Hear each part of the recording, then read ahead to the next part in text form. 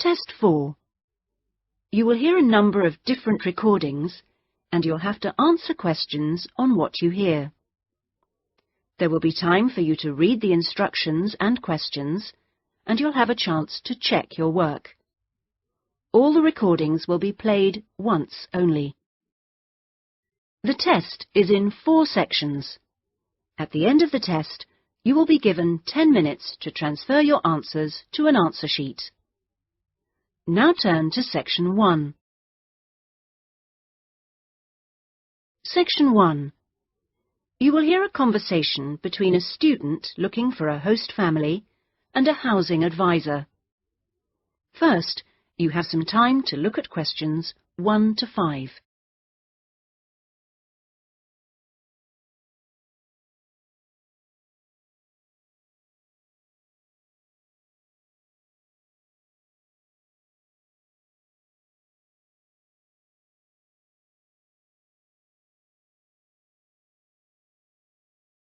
You will see that there is an example which has been done for you.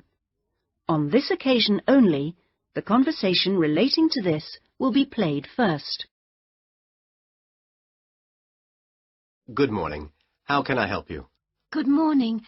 I understand you help fix up students with host families. That's right. Are you interested in... Yes. Well, please sit down and I'll just take a few details. Thank you. Right. Now, what name is it? Jenny Chan. Can you spell that, please? Yes. Jenny-Chan.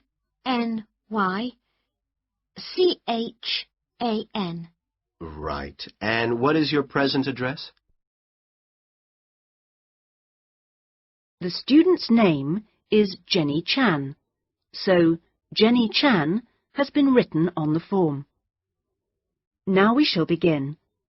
You should answer the questions as you listen, because you will not hear the recording a second time. Listen carefully and answer questions 1 to 5. Good morning. How can I help you? Good morning.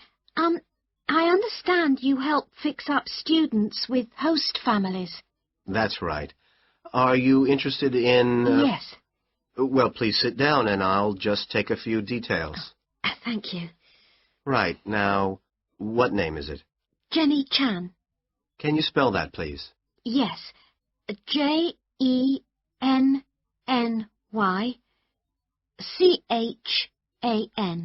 Right. And what is your present address? Seaview Guest House, 14 Hill Road. Okay. And do you know the phone number there?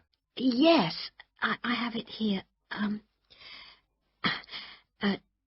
2237-676. But I'm only there after about 7 p.m. So when would be the best time to catch you? I suppose between 9 and, let me see, past, before I leave for the college. Great. And can I ask you your age? I've just had my 19th birthday. And how long would you want to stay with the host family? I'm planning on staying a year, but at the moment I'm definitely here for 4 months only. I have to get an extension to my permit. You're working on it? Mm. Fine. And what will be your occupation while you're in the UK? Studying English? And what would you say your level of English is? Good, I think.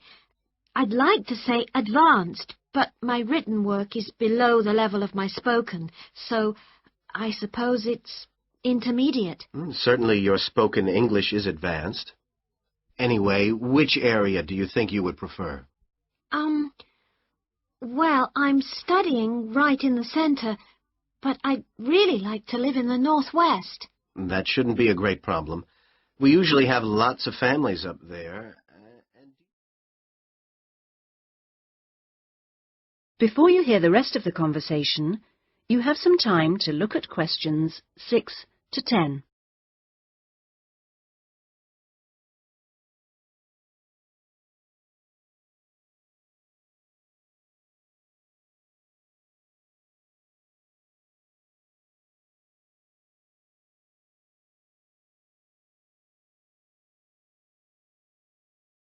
Now listen and answer questions 6 to 10. And do you have any particular requirements for diet? Well, I'm nearly a vegetarian. Not quite. Shall I say you are? It's probably easier that way. That would be best. Anything about your actual room? I would prefer my own facilities. En suite, is that right? Mm-hmm. And also, if it's possible, a TV. And I'd also like the house to have a real garden, rather than just a yard. Somewhere I could sit and be peaceful. Is that all?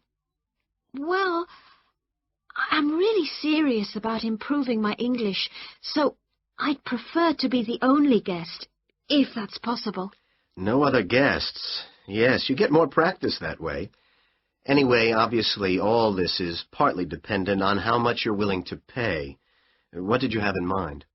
I was thinking in terms of about 60 to 80 pounds a week, but I'd go up to 100 if it was something special. Well, I don't think we'd have any problems finding something for you. Oh, good. And when would you want it for? I'd like to move in approximately 2 weeks. Let me see. It's the 10th today. So if we go for the Monday, it's the 23rd of March. Yes. Right. Good. And if I could ask one last question. That is the end of section 1. You now have half a minute to check your answers.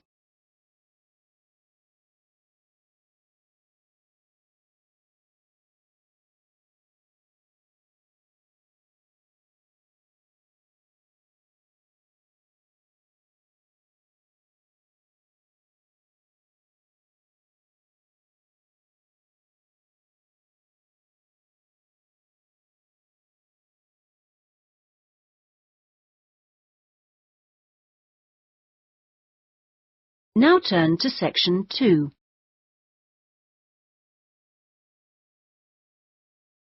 Section 2. You will hear a speech by an official at a meeting of a local football club at the start of a new football season. First, you have some time to look at questions 11 to 17.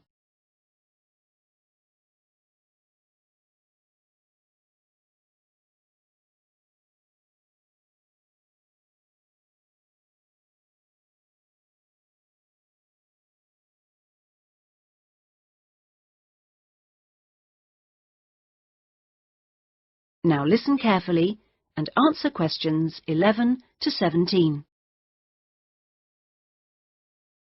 Good evening, everyone, and thank you for coming to the soccer club meeting. It's good to see so many parents and children here tonight, and I know you're looking forward to a great football season. Now, I'd like to take a few minutes to tell you about some changes to the soccer club for the coming season. Now, this season, we'll be playing all our matches for both the junior and senior competitions at Kings Park, instead of Royal Park, which was used last season. Now, for meetings, we're going to use the clubhouse in Kings Park, and the next meeting will be held in the clubhouse on the 2nd of July.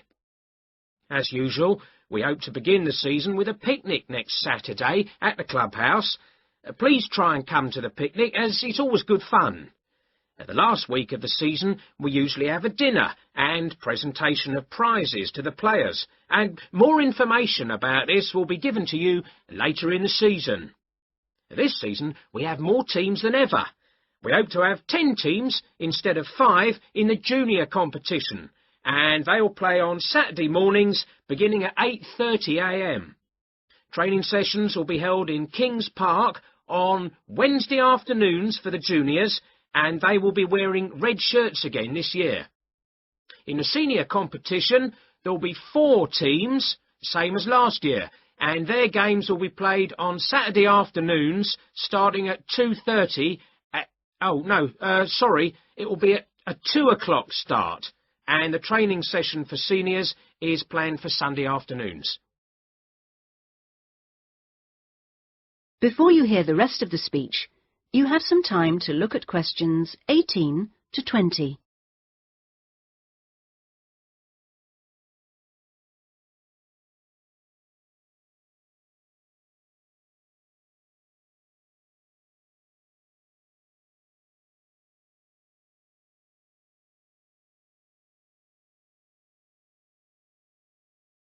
Now listen and answer questions 18 to 20. Now, I'd like to introduce you to the new committee for the soccer club for this season. Firstly, let me welcome Robert Young, the new president, who will manage the meetings for the next 2 years. Robert's son has been playing football with the club for over 5 years now, and many thanks to Robert for taking on the job of president. Next, we have Gina Costello.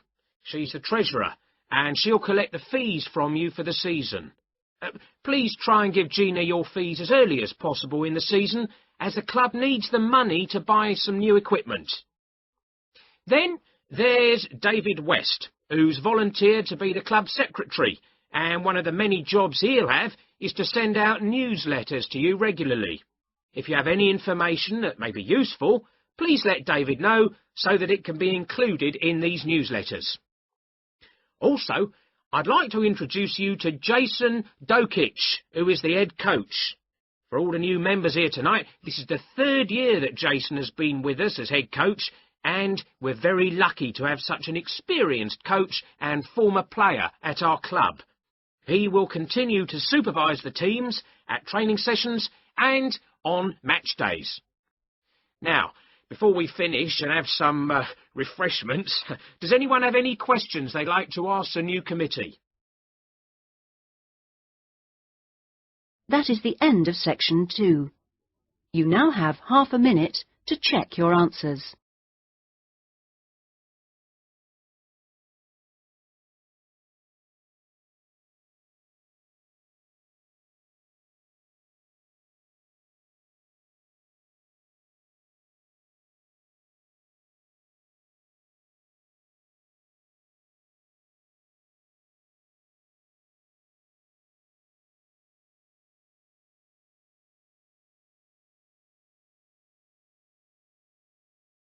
Now turn to section 3. Section 3. You will hear a tutor and 2 students discussing a business case study. First, you have some time to look at questions 21 to 24.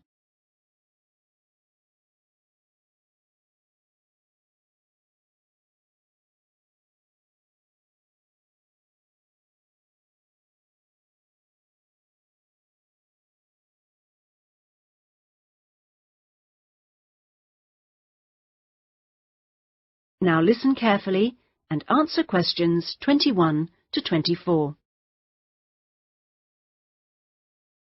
Right. Jason and Karen, now I asked you to look at the case study for Box Telecom as part of your exam assessment. It's interesting because they're in the middle of problems at the moment, and I want you to track how they deal with them. Let's start with you, Karen. Having read through the case study, can you just summarise what the problems were that Box Telecom had to take on board? Yeah. Well, of course, what first came to their attention was that despite a new advertising campaign, they were suffering from falling sales, and this is something that had many causes. On top of that immediate problem, what had also happened over the last 2 years was that although they had invested in an expansion plan, they had to face up to increased competition. And before they had a chance to get to grips with the effects of that, they were stalled by a strike, and it was just when they were thinking about making a colossal investment in new machinery for their plants. So they were really in trouble. Yes, I think that's fair. And, Jason, now you contacted the company, didn't you? What did the company define as the reasons for these problems? Well, I think they've hit on the right things. It would be easy to say they had invested too heavily or at the wrong time, but in fact the signs were good, and what they were set back by was high interest rates. At the same time, their longer-term problems, which were affecting their market share, were eventually credited to poor training. And having looked at the details in their last report, I think that's right. Before you hear the rest of the discussion, you have some time to look at questions 25 to 30.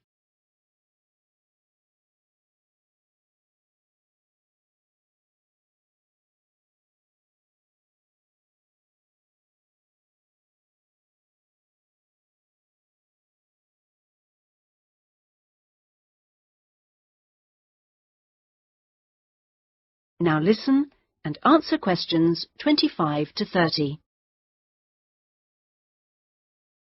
So, on to the larger issues then. Karen, what do you think the company will do? Well, obviously they have the choice of accepting the very favourable terms that another company, KMG plc, have given them to buy them out. That would mean creating a new company with a new image. Or they could decide on a bolder move and offer some new shares if they wanted. But I think they're much more cautious than that and expect they will start trying to find individuals who'd be prepared to back them with some of the capital they need. Well, you mustn't always assume that dramatic problems require dramatic solutions. Sometimes there's a simple fix, such as changing the guy at the top. If they truly are cautious, then I suspect they will seek to shut down some of their shops. But a more ambitious approach, and one which I think would have more chance of success, would be to alter how they're running things, the management layers and the processes. So, in your analysis, try to think of all the options. Jason? Yes, it's interesting because I found it a really useful company to study. Its problems cross all types of industries, and it's lucky it's so big. A smaller or even medium-sized company would have gone under by now. Ah, well, in fact, what I want you two to do is to go away when we've finished our discussion today and write a report. We've looked in general at the telecommunications market in the UK over the last few sessions, and I want you to take Vox Telecom as an example and suggest some ways in which they might overcome their problems, and outline the reasons why you think as you do, but try and keep it intrinsic to the company rather than dragging in other examples. Is that okay, Karen? Yes, I think I can do that.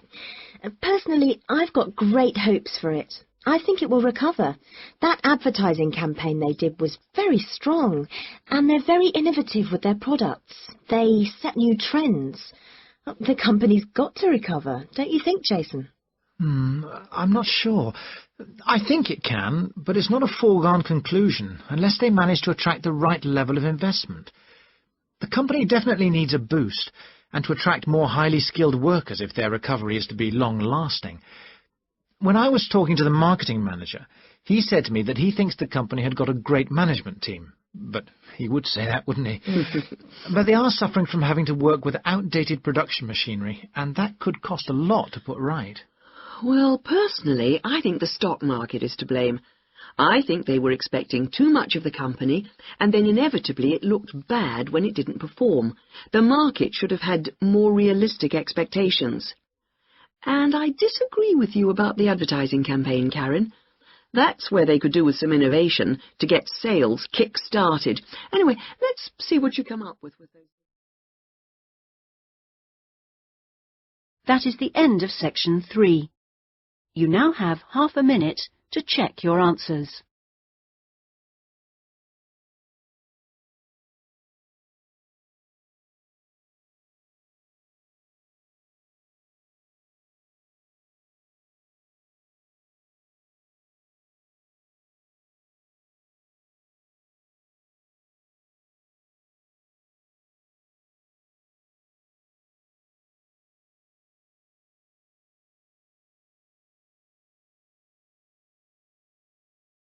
Now turn to section 4. Section 4. You will hear a university librarian giving a talk to new students. First, you have some time to look at questions 31 to 40.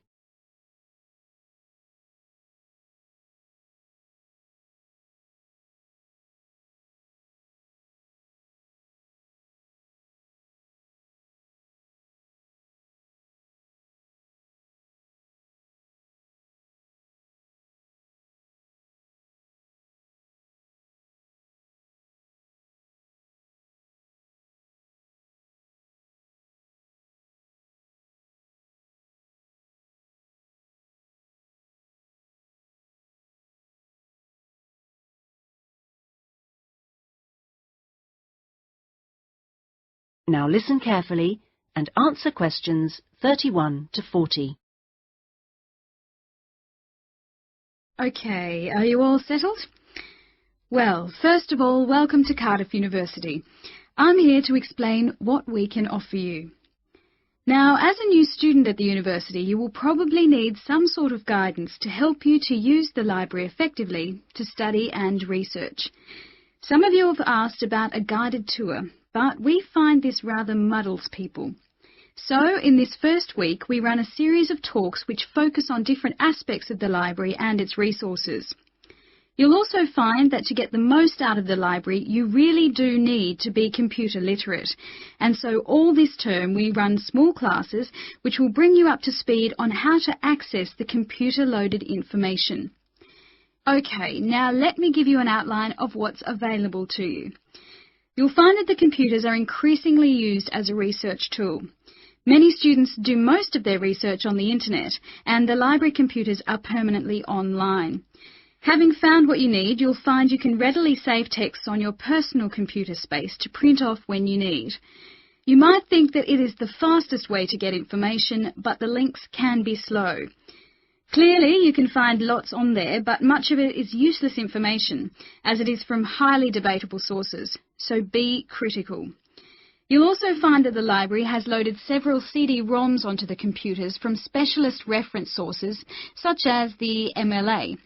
It means we can expand what we offer you at very little extra cost and saves us having to invest in more and more books.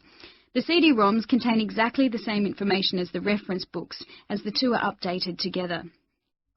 Now, most of you will need to refer to journal articles in your work, and you'll find you can also access these online, and we encourage you to do so.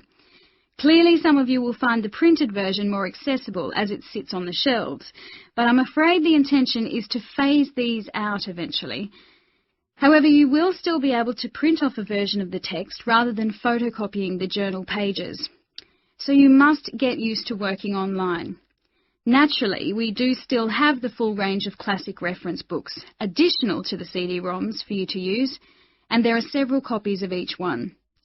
This is because some of you may prefer to borrow a book rather than sit in the library. There is a restricted loan time on these, so that they are not missing from the shelves for too long. Although there is a section manager for each part of the library, they are very busy, and so if you do get stuck looking for things, you should ask the relevant cataloguing assistant. As your training supervisor, I just oversee your induction and will not be around after this initial week.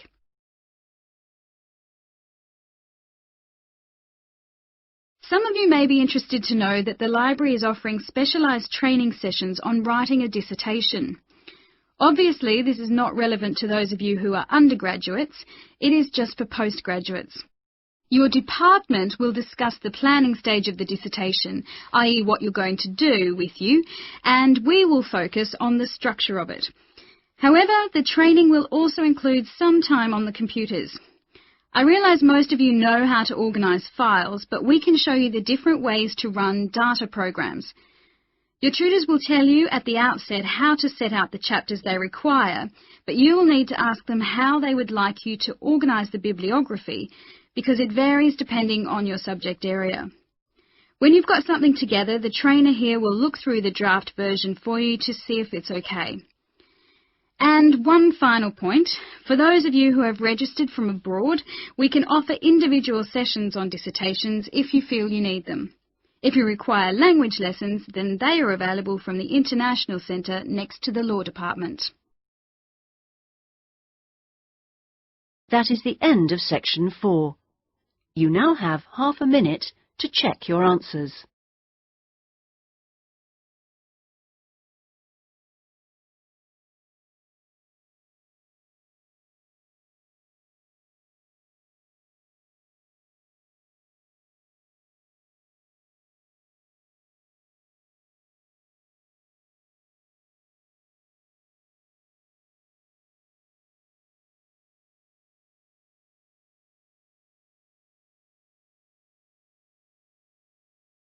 That is the end of the listening test. In the Ielts test, you would now have 10 minutes to transfer your answers to the listening answer sheet.